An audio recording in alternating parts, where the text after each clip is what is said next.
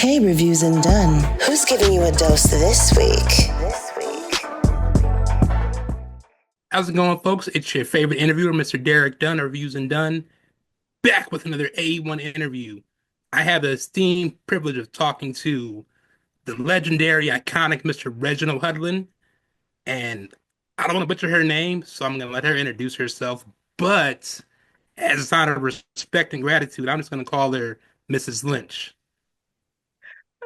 We'll take it. We'll take it. We'll take it. Shola Lynch. Got it, got it. So tell us about this new project that you guys both had a hand in directing for Apple TV Plus. Number one on the call sheet.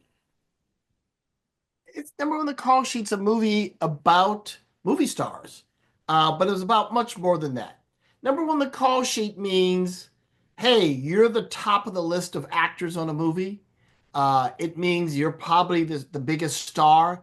You agreeing to be in the movie means the movie got greenlit, but it also is a leadership position, and you can choose whether or not to take that leadership position. But the people we talk to in both films, meaning it's all one movie. It's part one where we talk to the biggest black men in Hollywood. Charlotte introduced the most amazing black women in Hollywood, and they all tell you how to win. Boom. Number one on the call sheet. It's to be the star. And it was pretty incredible to interview 17 of the top actresses. I'm grateful for that opportunity. Like Reggie is worked with buddies with like a lot of and so for me to get tapped as a documentary filmmaker who's made films on Shirley Chisholm and Angela Davis, they're like celebrities in Black history, but to then have the opportunity to speak to Viola and Angela, but with the same sense of authenticity and integrity and trying to pull out the true story and give them a platform to speak as opposed to interrupting them or the press line. It's just a game changer. Very cool. Now, Mr. Hudlin, you've been at Yes, this sir. thing for a hot minute. I think I saw a house party when I was 9, and I'm 43 now. So, from everybody that you had a chance to interview for this project, was there anyone that you wanted to work with back in the day that you never got a chance to work with on a feature film? Yeah, look, there's a lot of people, in the movie that I haven't had a chance to work with, but I got a few years left. It's not over. And there's people I've worked with that I can't wait to work with again, right? And folks who I've never met before, like Daniel Kaluuya, for example, and what a pleasure to spend time with him. So there was a little bit of everything. Years ago, I remember trying to talk Denzel into a romantic comedy. He goes, romance, no comedy. I'm like, but you're funny. No, I'm not doing that. So that was that.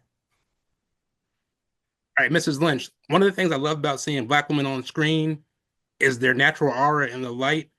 So, what Mm. method did you ensure that the melanin was going to be popping for the talent that you interviewed? This is all by design. They are naturally beautiful, but I had to make sure the set, the design, the lighting. I worked with Bradford Young, who is an incredible DP, and we figured out the lighting, and it came down to this big, beautiful light that I wanted from frame one for the audience to feel like, oh, I'm seeing something I haven't seen before. And that's what it does. And it also made the women feel like they were entering a set that was safe, and it allowed for those moments of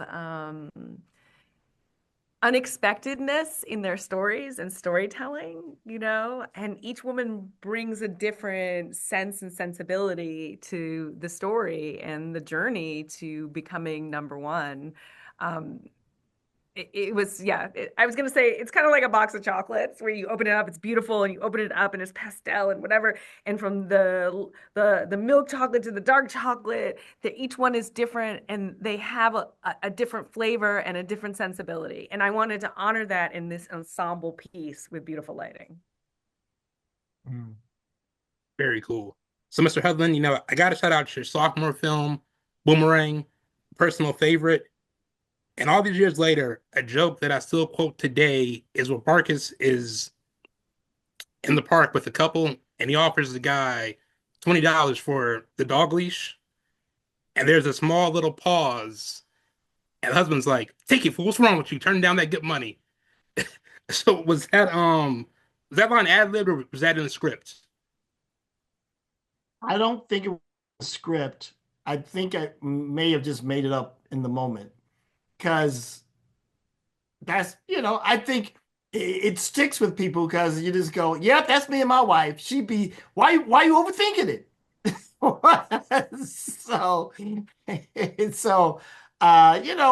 We had fun. I mean, we had not only an A-list cast with Eddie and Hallie and Martin and David and Robin, Chris Rock, but our day players were extraordinary. We just had the best team, top to bottom. Yeah, vastly ahead of its time. I mean, even the scene with at the theater with the gentleman that was in the ticket booth, and he has the line where I know this, and he says it with so much confidence, so much swag. So shout out to Boomerang, classic film. And Ms. Lynch, before I let you go, I have to ask you about Sesame Street, of course. What are your reflections on Sesame Street and the energy you brought to that show as a youngster back in the 97? Woo. So, did you say 97? Was it 97 or was it 96? No, it was in the 70s. Oh, really? I'm the original Sesame Street kid.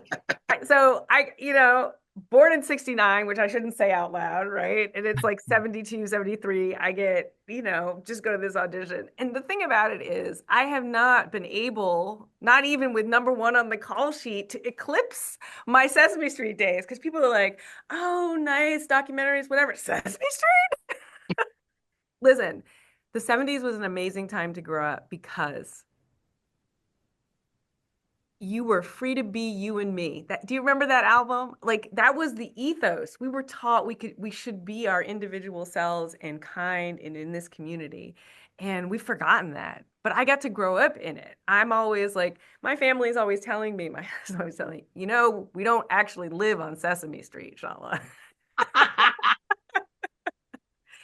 So it's that enthusiasm, that eyes wide open, I'm going to take the opportunity, I'm going to try the thing attitude that I think is infused in me and my filmmaking. And with this, it was like, I could have talked myself out of it. It's intimidating. Like, right? I could have been like, I'm getting paired up with Reggie Hudlin, like the whole, like, I've only done this.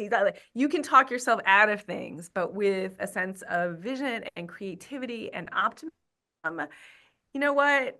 Quiet those voices, stand up, be in your purpose, right? And that is what being number one on the call sheet means, translated out of the movie business. And I think that's the enthusiasm that is going to hopefully compel audiences to watch the film over and over again. Yeah. Plus, you couldn't not taking the job. I wouldn't be having that.